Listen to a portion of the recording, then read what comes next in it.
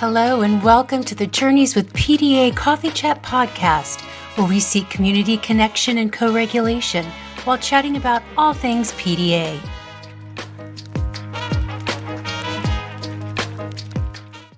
Hello and welcome to Journeys with PDA Coffee Chat podcast. I'm Heather.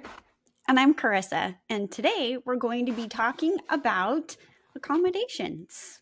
Accommodations.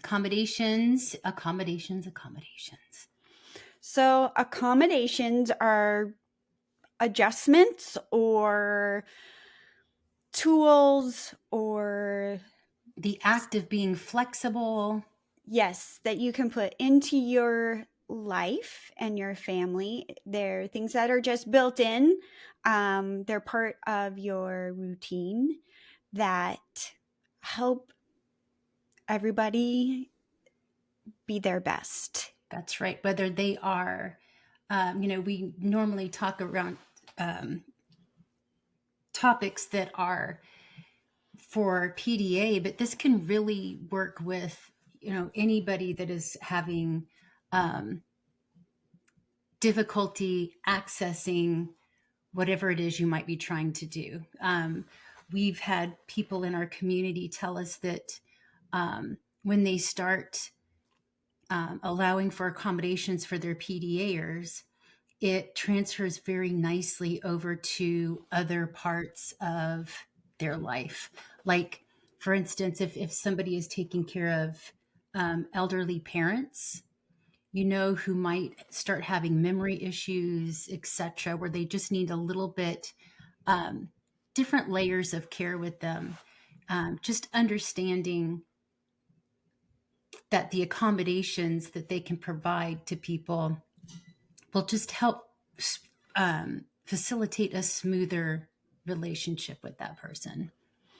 Right. And these are things that are just in your life. They're built in and not like a quick fix. So sometimes these types of things will work right now, right here, really quick. But it's also about looking a little bit wider in what people need, what works in your family. And the more you build in accommodations, then the more smoothly people are able to operate on the regular. And so this could be PDA. It could be just for an autistic person who's not PDA. Any level of demand avoidance that comes from any ADHD, yes, autism, any flavor of anxiety. Yes, OCD. We say ADHD, and executive functioning, which is right. That's kind of that big piece that I see in my own life and with my kids. A lot of accommodating the struggles that come out of executive functioning. Right. So we also want to tie this in with something that we know is a big challenge, and that can be celebrations. And we both kind of, when we were thinking about what to have as a topic, and we settled on accommodations, we both brought up the fact that both of our sons have birthdays very, very close to Christmas. So I'm sure, as like you did in your house, we had many, many accommodations around birthday backing up to Christmas. That's a huge thing, is because any kind of like celebration or shift in schedule and routine is automatically very challenging. And so then when you start doing these almost back to back, it's very overwhelming. And so for us, it's birthday, Christmas, and then New Year's, and they're all just so close in together. it's very overwhelming. And birthdays on their own are actually very overwhelming and very challenging for autistic and PDA people. Mm-hmm. Because there's so many demands around celebrations. There's the perception that you have to act a certain way, you have to perform a certain way. You know, your face has to look a certain way when you open up a present. That can be, those are all demands. Those are all social expectations that somebody who doesn't have the demand avoidance, they might not even, it might not be on their radar that these might be things that will cause anxiety in somebody. And there's so much social decoding, and Right. there's so many unspoken social rules that go into a birthday celebration that it's hard to kind of figure it out and put those pieces together. And then you throw in things like singing and food and maybe decorations, maybe a different location, lots of different people. And so then you're adding in that sensory component, Mm-hmm. which if you're already struggling to be like, how am I supposed to present myself in this situation? But then the sensory overload is happening. It can turn out pretty disastrous, really. Right. Right. So, how does it look? How do birthdays look like in your family? Well, it's very interesting because both kids have vastly different needs, Mm-hmm. and so it looks really different. So my son's birthday is right before Christmas. And so Christmas is already usually hectic. There's always more activities going on, more socializing. And so trying to add in one more social event into the schedule is really hard. And my son also has situational mutism. So that means if he is away from home or there's extra people around, he loses the ability to really speak. Um, it's such a hard thing to witness Mm-hmm. because he still has all of his thoughts and ideas, and he's still completely involved and present, but he cannot get any words to come out. Mm-hmm. So for us, for him to even say hello when people show up, he's not able to. And so for him, there's a ton of pressure on him because he says, I know when people come here to celebrate me and my birthday, I can't even say hello. And people don't like that. Mm-hmm. So we really, really have to structure things different with him, which means we have to really, really, really scale down. Everything needs to be more calm.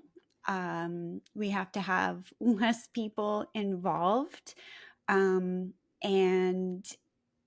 for us, it really is best if it's at our home because that's where he's comfortable. So Mm-hmm. he does not want to go out to the trampoline park and have a big loud party there. It has to be home and very restricted in who can participate for him.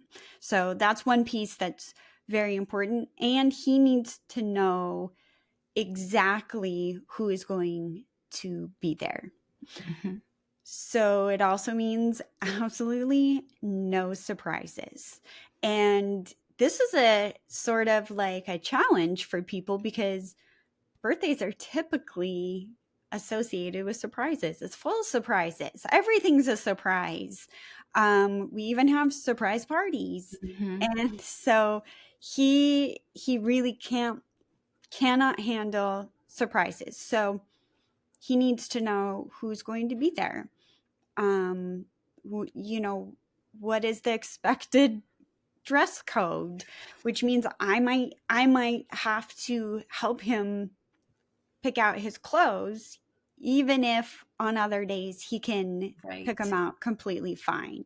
So that's one of those accommodations, like, okay, I'm going to walk you through this extra step to reduce that anxiety. So, food, he has to know exactly what kind of food, exactly what time, what day. So that's going to also include that like magic number of pre-warning days Mm-hmm. to do the countdown. Um, too soon, if you do it like too far in advance, it just causes so much anxiety. If you do it too late, then you don't have enough processing time, and then that's panic. So there's that countdown of, you You got to know, find the sweet spot. yes. But yeah. Um, yeah, you can jump in Mm-hmm. and add some things before we Yeah. go into gifts, because Right. gifts are big. So, So what we don't typically have anybody over.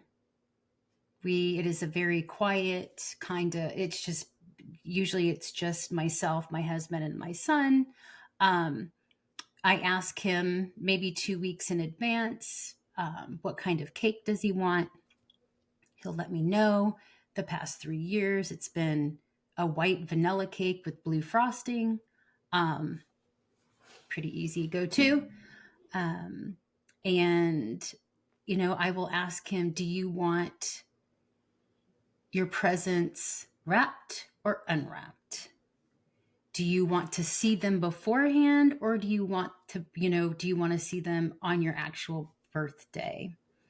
Um, I know you said that, and the same with the food. What kind of food are we going to have? Is it going, if his birthday happens to be on a Friday, we know that McDonald's is probably going to be involved because Friday is the day he has his 10 chicken nuggets, fries with barbecue sauce, and chocolate milk. So, we just make sure that it is as predictable as it can possibly be for him. So that, again, there are no, and when you were talking about the surprises, keeping the surprises to them, I was thinking of a Jack in the Box, yes, right? yes. And how, if you can think about how anxiety inducing a Jack in the Box is, I mean, that is like, imagine that on steroids 24/7 leading up to whatever holiday or whatever celebration you might be participating in.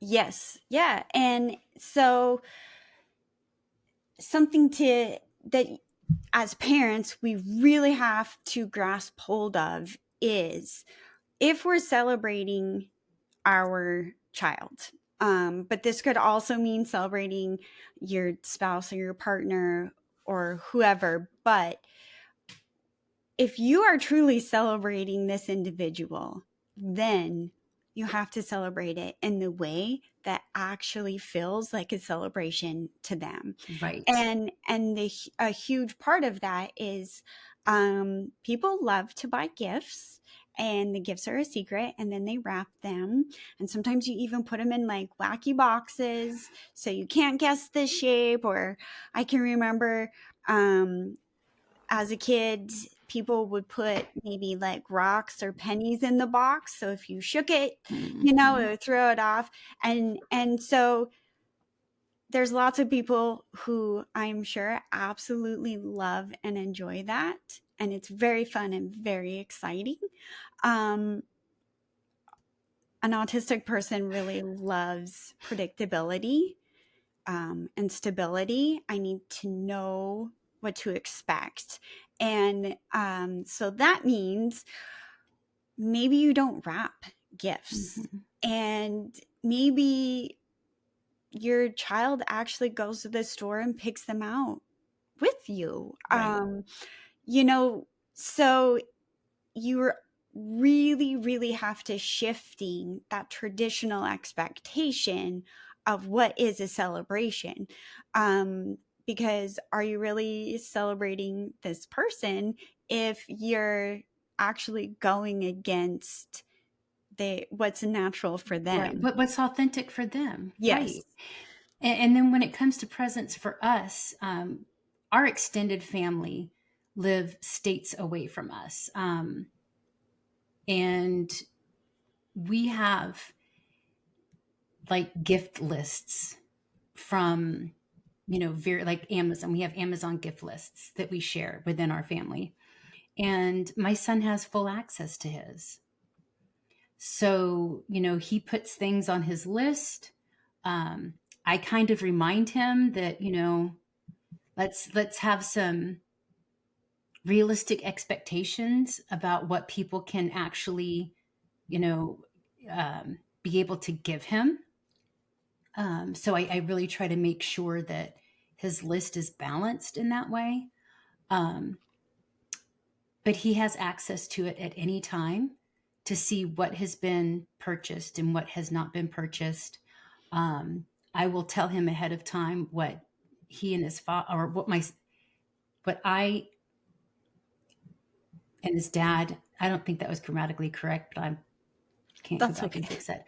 Um, what we're getting him for his birthday, what we're getting him for for Christmas, um, and normally he prefers not to have anything wrapped.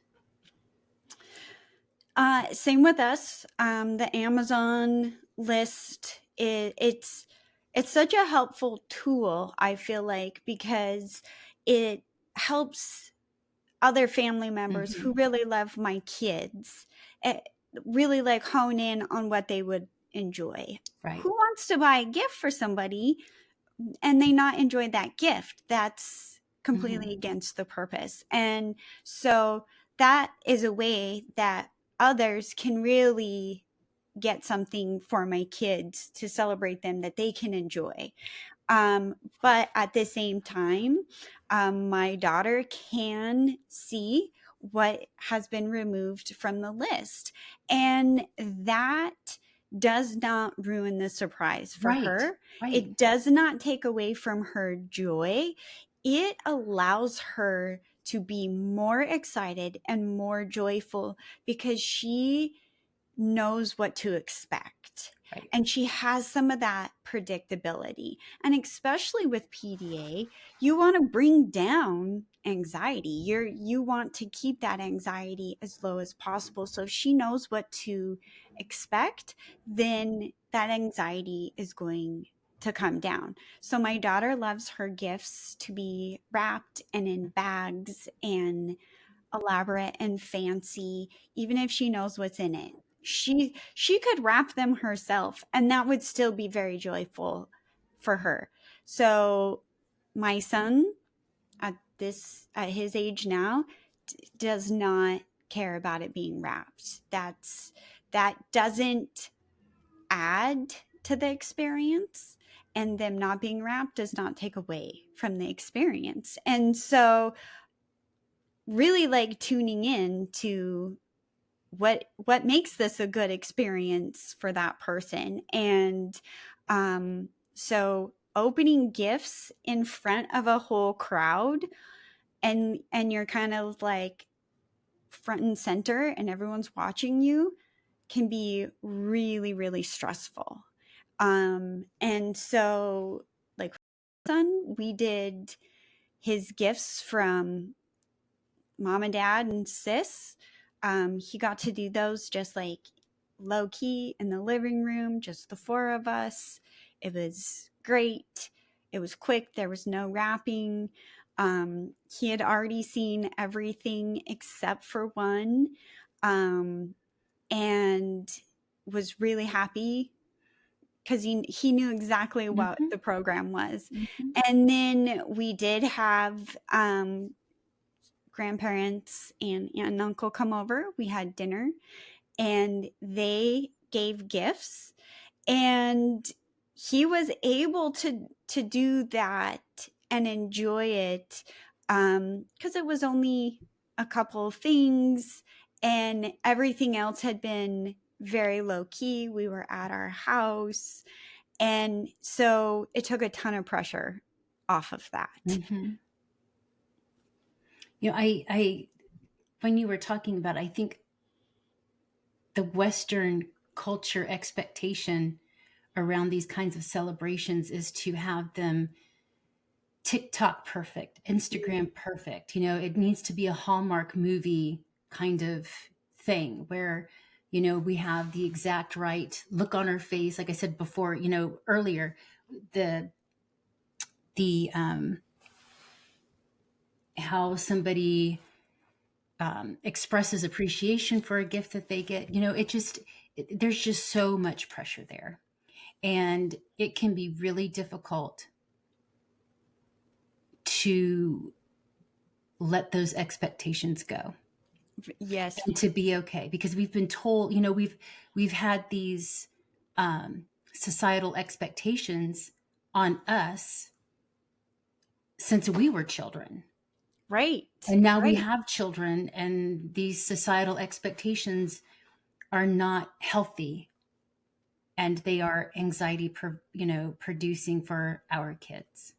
Yes. And I think that I know in the beginning when we started to shift, especially birthdays, like I had some of that mom guilt Hmm. of, um, like these are my favorite people in the whole world.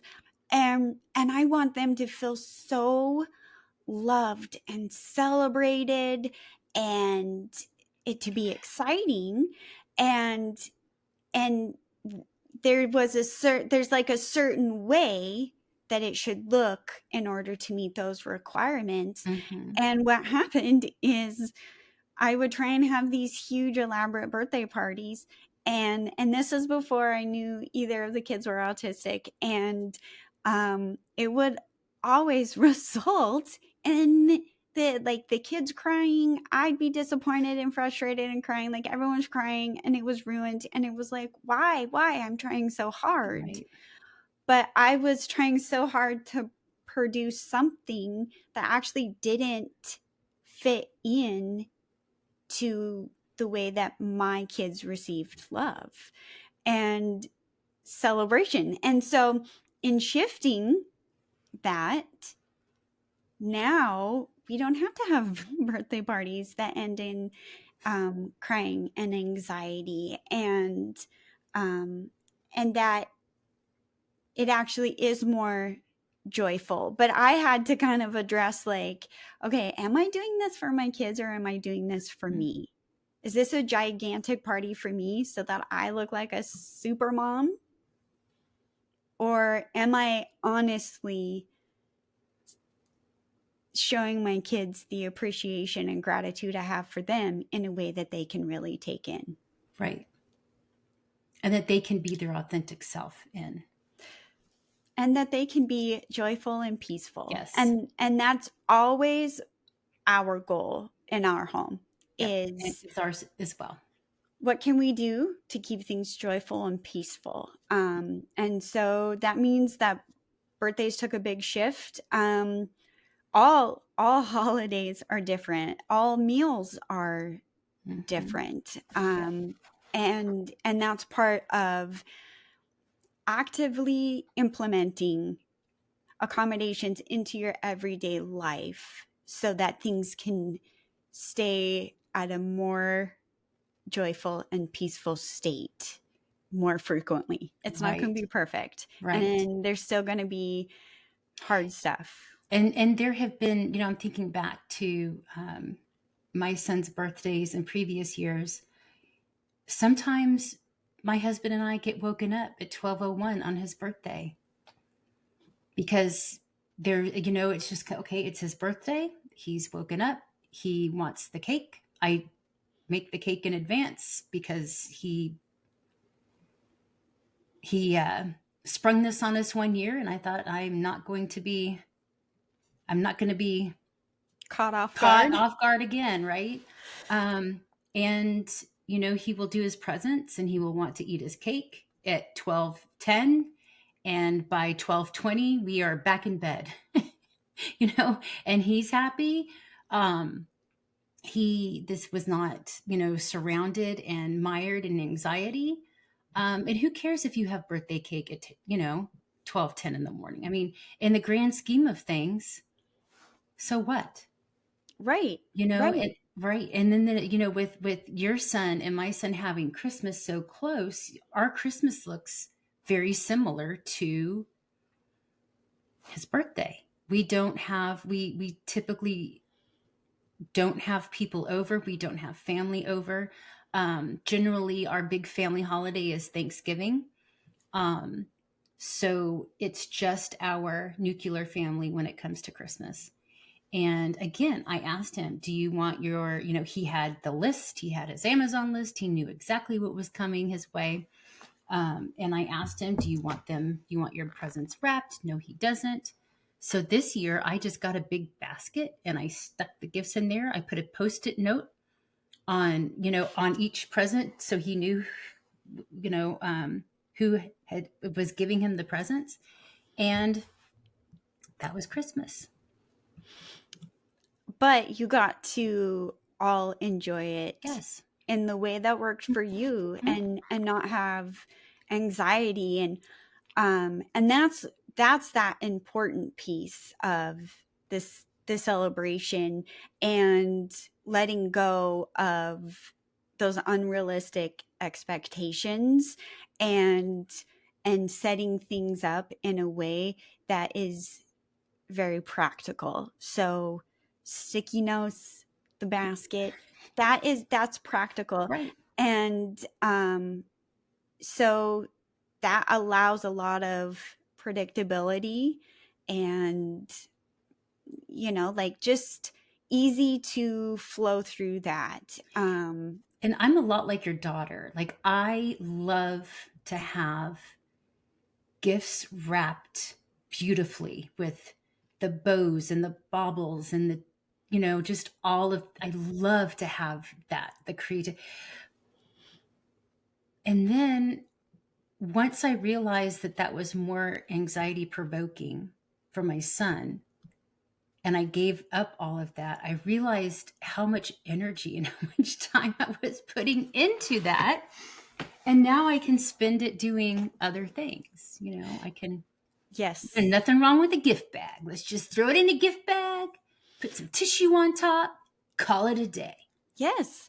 And so, now flipping to the opposite, my daughter wants a big party, and she likes lots of people there, and she wants lots of decorations and a dress code and a theme, and so she likes lots, and she's a sensory seeker, and so she wants lots and lots of sensory input. However, she also needs to be involved in all of it. She needs to plan all of it. We have to talk through every single piece dozens of times. We'll spend probably the whole month leading up to her birthday going through and discussing, and she will change her mind. But she wants something big, but she also wants to plan it herself, and she wants all the predictability. And so that can be big, but she still needs to be kind of the master of how this is going to go. And so then I'm going to put stuff in place to make sure that it meets her needs. And so she will probably pick out all of her gifts, and it'll probably be an Amazon list, Her and I might even like go shopping together, and but I will still wrap her stuff, and but everything will be really specific to how she wants it to go. In the midst of that, she will still be highly anxious. Mm-hmm. She will be anxious because even if she chooses everything, organizes it, plans it, there's still so many expectations and those internal demands. Mm-hmm. It's still there. And so a huge accommodation that we put in place is possibly even 2 days before her birthday or whenever we decide the party's going to be, we know, okay, we have this thing coming and she is very anxious. And we are going to see that anxiety come out in lots of different ways. And so we're going to tune in and we're going to watch for when those things pop out, so that can look like she might ask for something really outrageously big. Like she might decide that she needs a car for her birthday, even though she's 15. And so, but that's also part of like, I'm going to ask for something super big. And then I know the answer is no. So then that makes less big easier to handle. Right. And so she will probably be more irritable, Mm-hmm. and will be agitated more quickly than what she typically is. And that is because that anxiety is bubbling and it's brewing, and it's not something that can be lifted off of her. And so she's going to be irritable. And so what happens is we go, okay, we know we have a big thing coming up. We know that she's going to maybe be a little bit more sassy or a little bit more grumpy than she typically is.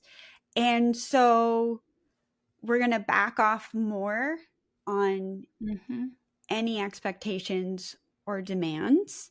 And then when she starts to maybe be more argumentative, we're going to really go into co-regulation. We're going to have way, way even more like grace and patience, which means she might cook too many pans of brownies and then we just have burned like 3 pans of burned brownies. And then it's like, yep, and that's okay. And then my husband or I will just keep doing all of that cleanup and nothing's mentioned. And so that is accommodating that brewing anxiety leading up towards.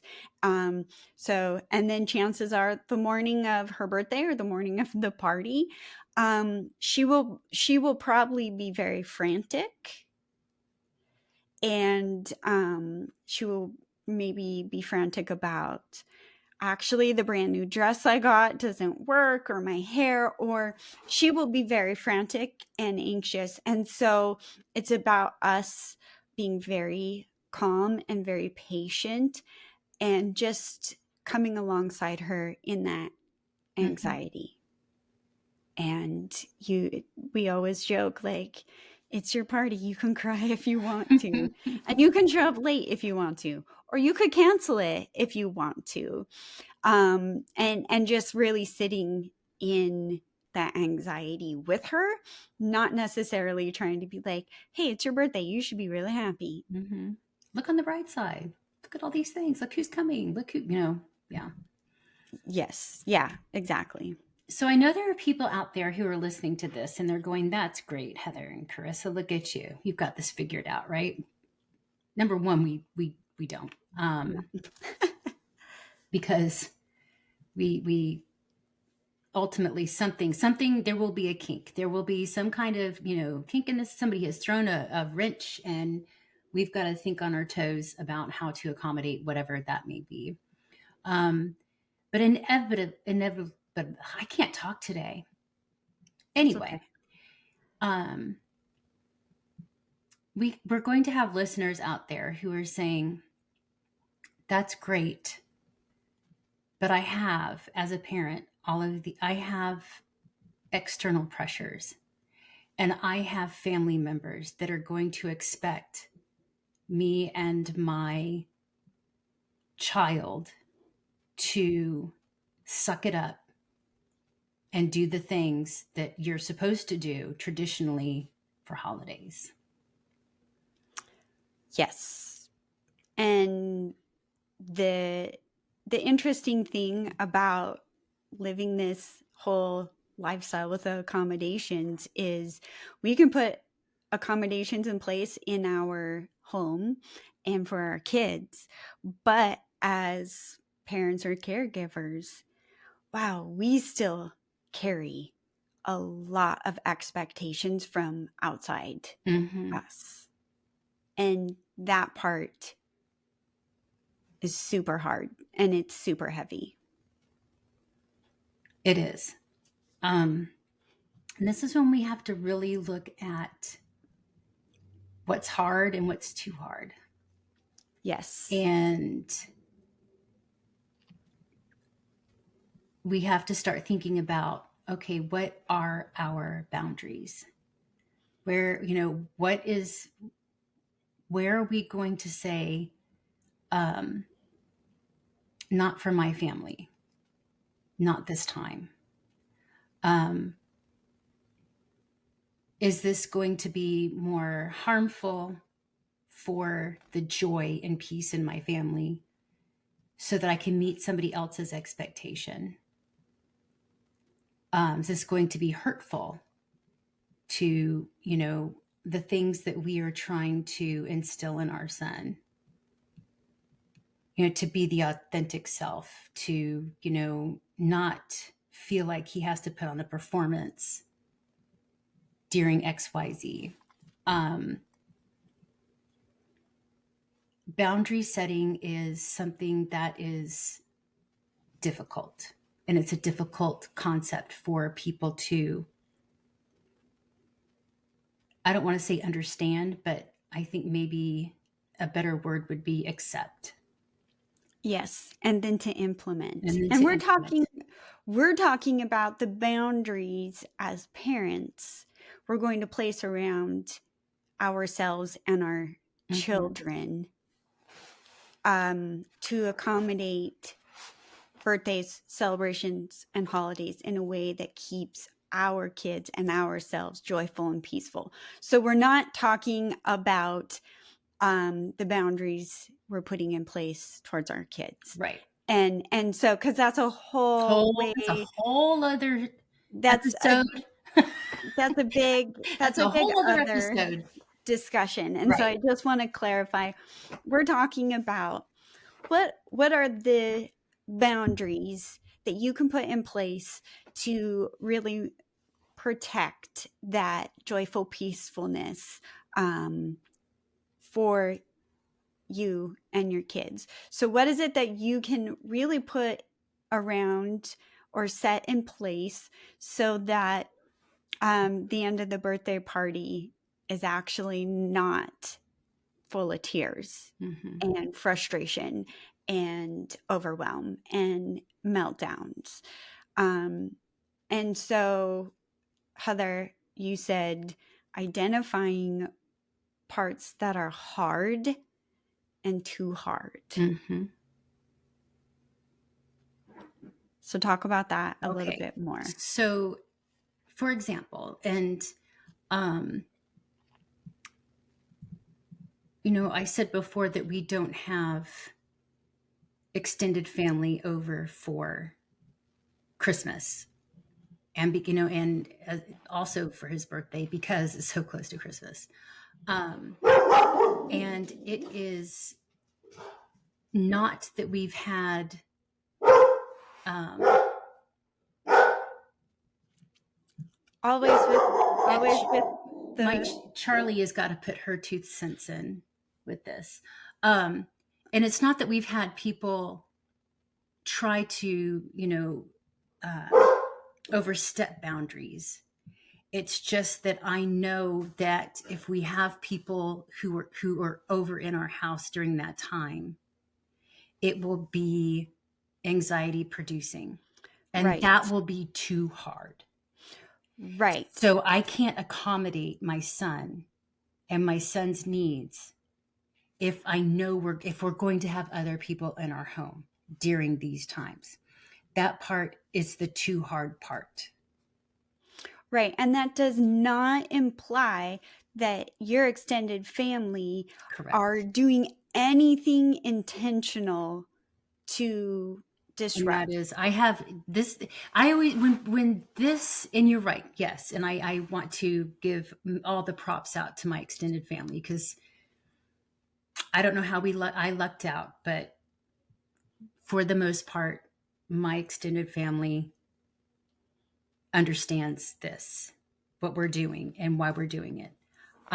So thank you for bringing that up. It is not, it's just, I know, it's like, I know that mom gut, that this is just going to be too hard. It's going to be too hard to juggle, and whether or not our extended family, they are very accommodating, but there's still going to be those outside influences. There's going to be the internal expectations from myself, from my husband, from, my son. So that's why I draw that boundary. Like, this is just, you can come and visit.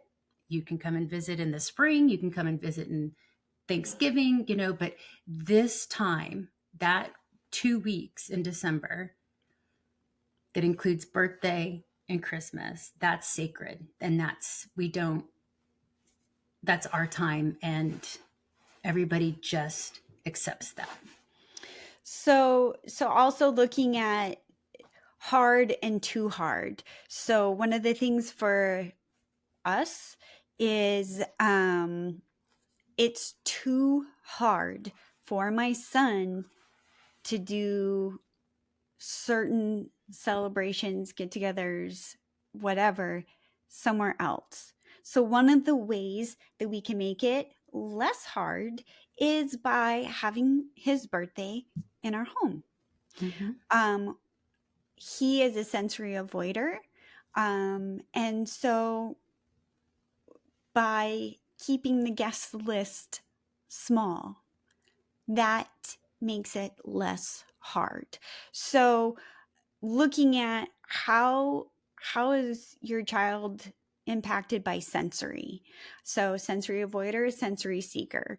My daughter would invite the entire neighborhood and and have fireworks, and she would enjoy that. My son, less is more for him. Mm-hmm. And so which of the pieces in the get together are just too hard? Mm-hmm. So is that location? Is it decorations? Is it sounds? Is it food? And is it social expectations? And that's a huge piece of it, is social expectations. So another example would be when people come and show up, traditionally, especially with family, you say hello and then you hug. Now, for a sensory avoider like my son, hugs are really, really, really difficult. Mm-hmm. It's a painful experience for him. If he feels comfortable and feels that he's able, then yeah, he will give a hug. But that's one of those things that it's like, okay, is this too hard? Is this too much? And so hugs are too hard. And if we don't hug, then it just reduces a little bit of that pressure. And so that kind of leads me into the other really important, like, practical step that you have to take is you're going to have some very clear communication with the outside extended family, other whoever it is. You're going to have really clear communication, and you're probably going to have some really tough conversations. But if you're not clear on the expectations of others, then it's absolutely impossible for them to meet those expectations. Right. So for us, it has been communicated to all of our family that my son does not like to be hugged, and he really doesn't like to be touched. When he starts to settle in and he starts to get more relaxed and comfortable, he might be able to have a hug. So we have set that boundary of he will approach you when he's ready for that hug. Also, if you want to hug him, you have to ask his permission. Mm-hmm. And in that, he is allowed to say no. And you have to respect that. Right. I wish that was so much more normalized just in society as a whole. Like, just normalizing. Hey, do you do hugs? No. Okay. Hey, do you do a fist bump? No. Okay. Nice to meet you. Good to Yes. see you. Yes. It's, just having bodily autonomy is so important. Whether Yes. you are autistic, whether you are not, whether you are whatever, it's bodily autonomy is something that I wish was so much more normalized. It's more normalized now, I think, than when I was growing up, but I still think there's a long way. There's Yes. still room there for it to. Yes. So Yeah. that also means my son doesn't want to shake hands either. And he actually doesn't want a fist bump. And he doesn't want to do an elbow bump. And that can be really challenging for other people because they then kind of don't know what to do in that social situation. My theory is I have to live with this child.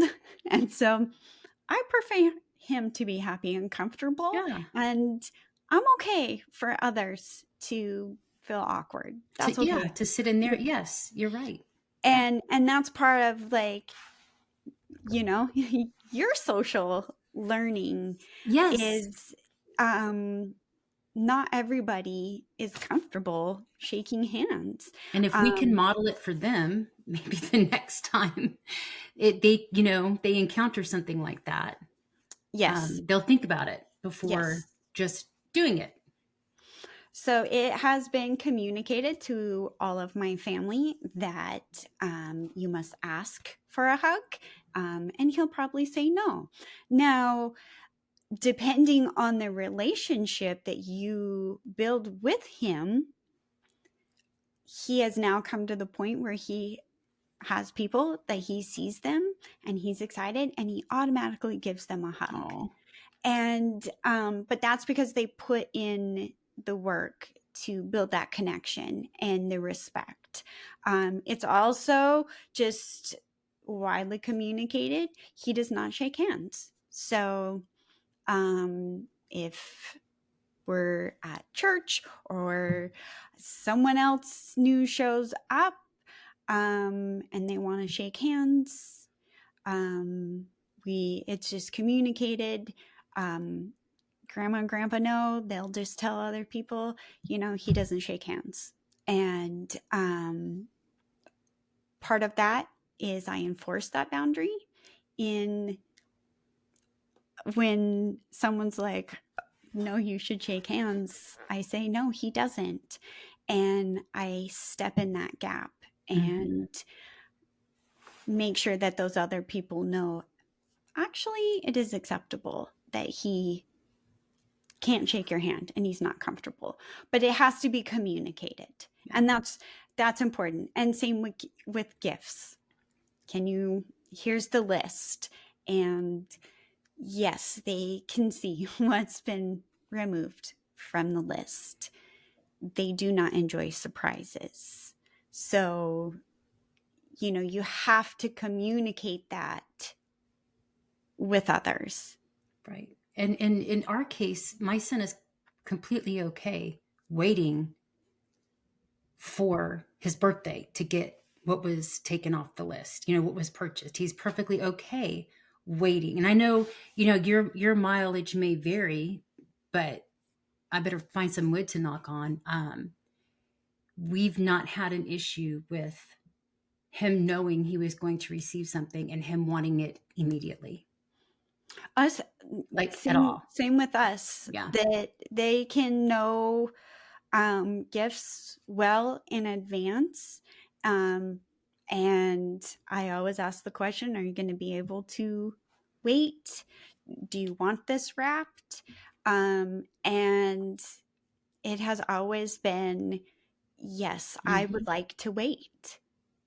And they just have that comfort and they know what to expect. So the waiting's not too hard. Right. And so that goes back to what's too hard. And, depending on what it is, maybe nobody wants to wait. Right. If it were a brand new bicycle, I don't think anybody would wait. If it was a brand new car, I wouldn't want to wait. No. So as far as me personally, I don't want to wait at all. So if I have a birthday present or a Christmas present, just go ahead and hand it over right now. I don't need to wait. It does not ruin the event if I already got my stuff. So I don't want to wait. I don't like that. I don't like that part. I like to know what to expect. I don't like surprises of any kind. I do not. I just don't like surprises. Even to the extent of if one of the kids tried to jump out of the pantry at me, I don't think that's funny. I don't like that. See, my family does. I'm so reactive to everything like that. My family doesn't even have to try. It just happens. It just doesn't. No, I actually end up jumping. And screaming. My starter reflex is so. Yes. Yeah.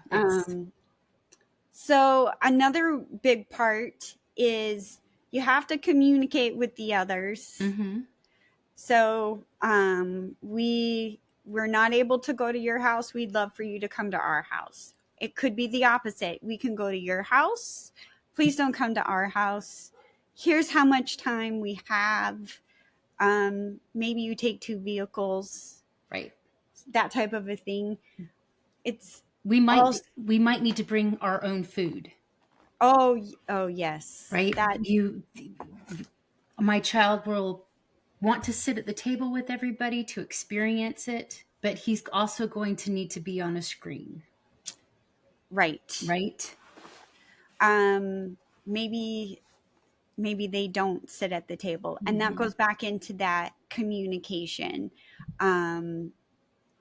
If your child is going to have to go and they're wearing pajamas because they just can't do anything different, let grandma and grandpa know. Let them know in advance, because that also allows the other people in your life the opportunity to really like process what's going on, and it's going to reduce the maybe shock, surprise, or comments from others like, Mhm. oh, And I you think came we to should, dinner in your pajamas? right, I think maybe we should just normalize showing up to people's houses in pajamas.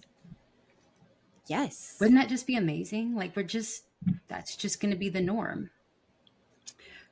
Yes, but that's part of what's too hard. Right. And sometimes clothes, a What's more dress code. important? You know, what's more Some important? Having that community and having that fellowship with your family and not being dressed to the nines, being in your, whatever, your zipped up onesie, but that, or yes. not being there at all. Yes, but let others know. Let Mm-hmm. communicate that. So communicate that, hey, I'm going to bring food for my son because this is just what he can handle. Right. And so don't worry about it. Don't buy anything special or extra for him. I'm going to bring it. Not only am I taking expectations off of others, but I'm giving my son the predictability of knowing, okay, I'm going to have food that I can eat. One of the things I talk about is often we will eat before we go, in addition to bringing safe, comfortable foods, so that, because sometimes if you're anxious, you can't eat. And so we don't want to get into a mess of, well, now they're really hangry and we got to get out of here. So a lot of the time, that's one of those accommodations that we do is we might be going somewhere to eat, but we will eat at home. And then if all the food there is really yummy and you're having a great time and you're relaxed, you can still eat some more, but it removes that one anxiety Mm-hmm. piece. Plus, it keeps And that blood sugar up so that they can handle. You're not yes, getting that crash. yes. Yeah. Um, Another key piece is then communicating the schedule and the plan to your kids. They need to know what's happening, what to expect, who will be there. That is the biggest question. Who is going to be there? And for me to say, "Oh, I don't know," that is going to flare up everyone's anxiety. And so I have to check in. Hey, can you let me know who's going to be there? Um, that's a way of reducing that anxiety, making sure my kids know who's going to be there, what kind of food's going to be there, what is the schedule. So what time do we leave the house, what time will we get there, how long will we stay, when are we going home. All they need to have all of those Right. And then details. I'm pretty sure, like, we would also need, like, say for instance, my son is overwhelmed in a particular place and we have set it up as best as we possibly could. Like, we've checked all of those boxes. um we also have to acknowledge and accept when he says, I'm done. Like, Oh and we yes. don't try to go, okay, well, what about 10 more minutes, what about this, what about that, we're so, just, I'm not saying that negotiation there can't happen, but honoring when his communication saying that he is just done, like he's used up all the spoons he has for that particular activity and now it's just time to go home. Yes, we call that the escape plan. What is the escape plan? And um, I have found my kids do better if we have an escape plan, they know what it is. Sometimes there's like a hand signal, a special code, a text message to communicate the escape plan needs to happen. But I have found when they know that's available, they don't need it near as often. Mm-hmm. And I think that they also feel more secure in if we discuss the escape plan, like how are we going to get out fast? How do I know if you're just absolutely done? Then they are confident in me and they trust Mm-hmm. me enough to say, okay, can we go pretty soon? They know that I will take that request serious, and that we don't have, it doesn't have to be an emergency escape. And I'm gonna go, okay, I like, yep, I'm gonna wrap things up, you wrap things up, find your, gather your Mm-hmm. belongings, I'm gonna say some goodbyes, and then it's a much easier transition. Transition. Yep, exactly. But they have to know that they have the autonomy and the power to say, I need to go, I need to be done. I couldn't agree with you more. One last bit that I think is really important, and then we're kind of wrapped up, Mm-hmm. is scripting. Mm-hmm. Scripting is writing the script and practicing it. Mm-hmm. So that means that we are going to practice run the questions that we anticipate being asked. So it's pretty typical. How old are you? What grade are you in? What grade are you in? What's your What favorite? school? What's your favorite subject? What are you learning right now? Yeah. Yeah. Are you playing any sports? Mm-hmm. So by anticipating those questions and then at home in the calm, actually walking through the answers. And then we'll probably go through it again in the car on the way there. That can also bring more predictability to my kids, which I get that those aren't in depth, challenging questions, but when you are highly anxious and you're sensory overloaded, then those can be really tricky questions, especially when you get into what school do you go to? Well, I homeschool. Well, what grade are you in? Well, we don't really do grades. We every subject is at a different point of what I'm learning or what I'm Mm-hmm. interested in. So how do you answer that question? And being able to discuss it ahead of time so that my kids have the phrases and they have the words.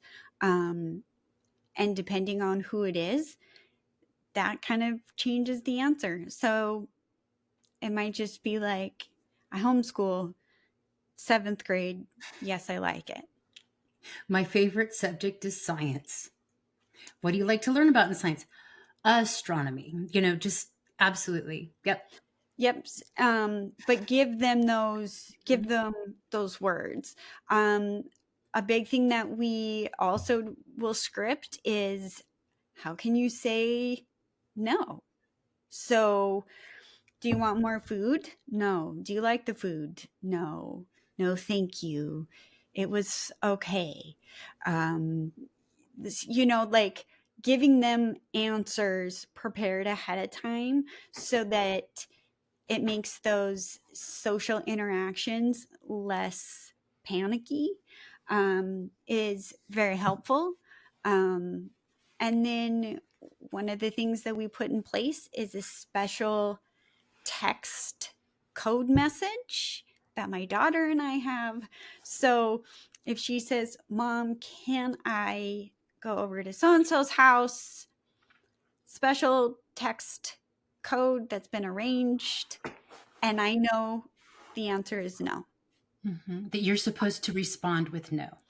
And that is how I can help her navigate hard social interactions. And if I can come in and kind of be that buffer, it makes it easier for her to navigate that as she grows. So like for an example, so I'm envisioning that your daughter is maybe with a group of friends, and this group of friends wants to go to XYZ, but your daughter does not want to go for whatever reason.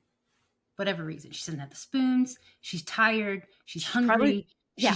She's just doesn't want to go, but she doesn't want to lose face in front of her friends. Exactly. Right. So she texts you, and she's going to text you a question, but she's also going to include whatever emoji or signal or whatever it is in that question, so that you know that you are supposed to respond with no. Exactly. Okay. Exactly. And that's it's hard to navigate social situations. It's hard to, how do you disappoint people? But how do you also respect your own needs? And so right now for us, it's most important for our kids to understand and respect their own needs. I am too tired and I can't do more. But they're autistic. And so communicating that need and then navigating that social situation of disappointing your peers, or how do you resist peer pressure? It's really difficult. And so we prioritize, what do you need as yourself? What do you need to be safe? Are you too tired? Are you too hungry? And that is like that first step in that self-advocacy. But in order for her to be able to fully develop that, we've put in this accommodation to where I'm going to meet her part way. So it's like the hard to hard. What part can she do? And then when does it cross over to too hard? What are the accommodations that I can put into place to help this go on smooth? And that's what accommodations are. You want to build build those things in at the point where whatever circumstance gets too hard, and then you're going to come in and help. And then as you do that, it gets to build. You're not only building trust with your child, but you are also modeling how to navigate these tricky situations with peers. Yes. So it's twofold. It is. And so she then says, my mom said no. And then the reaction is like, oh, okay, that's fine. And so she got to learn, like, oh, look, it actually is okay to say no in this circumstance. And then it builds to the next time. It's easier for her to say no on her own. And those are accommodations. And they build and they change and they shift. And that's important too, is like whatever you put into place that's going to help you through this situation isn't guaranteed the same plan for the next. And they might need less, they might need more. Sometimes my son will say, no, I am able to do this. So at a restaurant, sometimes he'll say, Mom, I need you to order. here's what I want. And I'll order for him. Sometimes he'll say, actually, I can do it. I can do it today. But I always just have to check in where are you at on that? What accommodation do you need? How much do you need? Sometimes he's like, I don't even know what food. So pick a food, order it, the end. So, and it fluctuates and changes. And that's really important when we look at accommodations. They're not going to stay the same. And I love the idea of he just can't order for himself yet. Mm-hmm. That does not mean that he's never going to do it. They're just not able yet, or just not right now. Or just not today, but tomorrow. Yes. Yep. And that, I think, is a really important takeaway. Sure. And because a great place. Yep. A great place to wrap it up. Just not quite yet. Not yet. Be so I believe important. in the power of yet. Absolutely. So, if you would like to learn more about the pathological demand avoidance profile of autism, you can find it at journeyswithpda.com. You can also email us at journeyswithpda@gmail.com. We are on Facebook and Instagram. And we actually have a really fantastic list of free, downloadable, printable resources that covers a lot of the topics that we chat about. And that is on our website as well. And that includes our new holiday check-in, which can guide you through all of the things that we discussed today. And it doesn't necessarily have to be holidays. It can just be any kind of special occasion. Any kind of thing. But it's a printable, it's free, and you can work through it and think it through and create a plan to accommodate you and your family. Sounds amazing. Well, thank you so much, Kerissa. Thanks, Heather. We'll be seeing you at a later time. Yep. All right. Bye, everybody. Thanks.